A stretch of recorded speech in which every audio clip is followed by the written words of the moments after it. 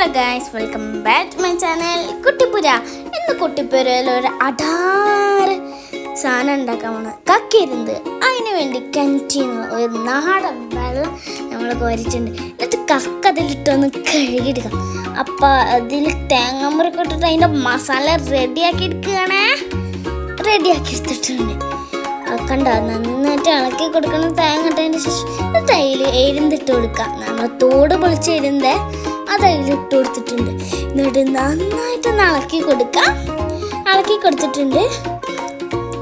അപ്പോൾ ലൈക്ക് ചെയ്യാനും ഷെയർ ചെയ്യാനും മറക്കരുത്. ഷെയർ പെട്ടെന്ന് ചെയ്യും. വേഗം തൊട്ടിൻ്റെ ബെല്ലടിക്ക്.